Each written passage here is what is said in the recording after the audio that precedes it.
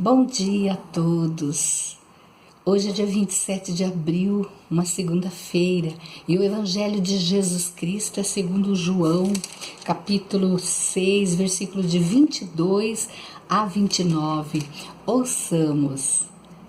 No dia seguinte, a multidão que tinha ficado do outro lado do mar percebeu que Jesus não tinha subido com seus discípulos na única barca que lá estava, mas que eles tinham partido sozinhos. Neste meio tempo, outras barcas chegaram de Tiberíades, perto do lugar onde tinham comido o pão, depois de o Senhor ter dado graças. E reparando a multidão que nem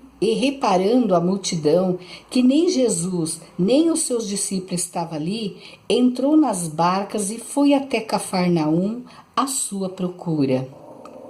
Encontrando-o na outra margem do lago, perguntaram-lhe: Mestre, quando chegastes aqui? Respondeu-lhes Jesus: em verdade vos digo, buscai-me não porque viste os milagres, mas porque comeste dos pães e ficastes fartos. Trabalhai não pela comida que perece, mas pela que dura até a vida eterna, que o Filho do Homem vos dará, pois nele Deus Pai imprimiu o seu sinal. Perguntai-lhe: que faremos para praticar as obras de Deus? Respondeu-lhe Jesus: a obra de Deus é esta, que creais naquele que ele enviou. Palavra da salvação, glória a vós, Senhor.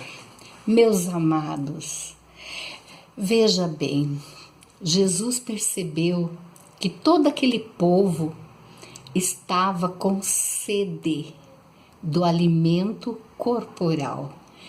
Por isso o procuravam, porque viram que ele fez o milagre, a multiplicação dos pães, que mais de 5.000 homens se alimentaram, além das sobras que teve. Aí a multidão seguia aquele que o alimentou. Hoje em dia acontece muito disso. Muitas vezes, até para nos livrarmos, damos alimento e tá tudo bem, mas quando vê no outro dia estão lá de novo, porque a fome corporal é todo dia. Isso se dá um jeito.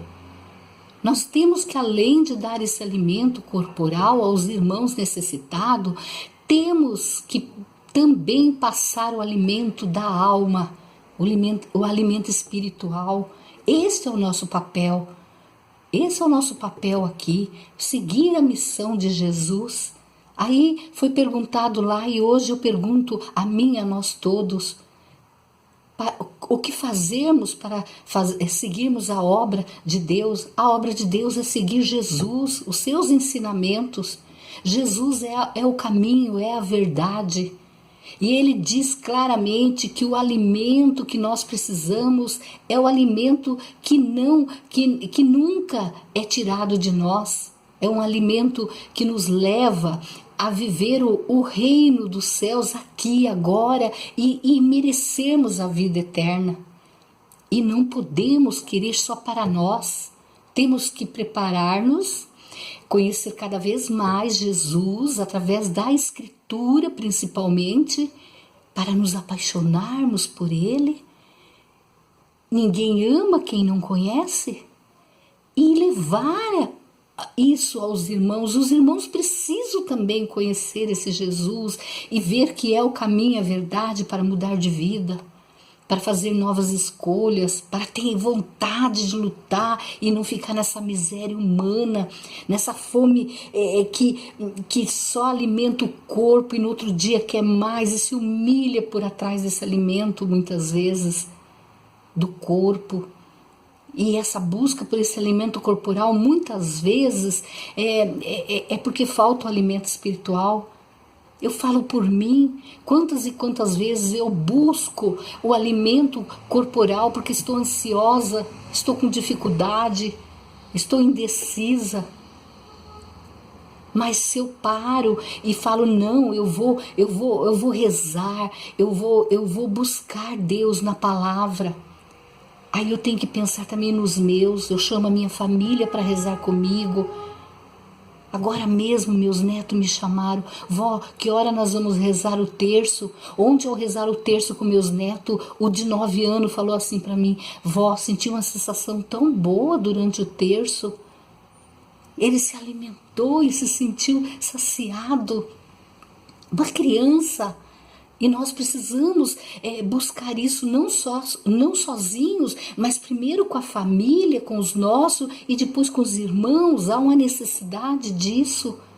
Ninguém tira esse alimento espiritual de nós. Aí nos fortalece para decidirmos, para amar mais, para ajudar mais, para termos compaixão, para termos a paciência que muitas vezes nos falta, a entender melhor o outro.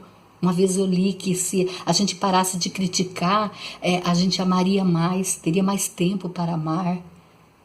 Então vamos buscar esse alimento espiritual. Que Deus nos abençoe, nos guarde, nos fortaleça. Aí nós poderemos dizer: quando chegaste, Jesus? E Ele vai responder: agora, cheguei agora, estou contigo. Que Deus nos abençoe.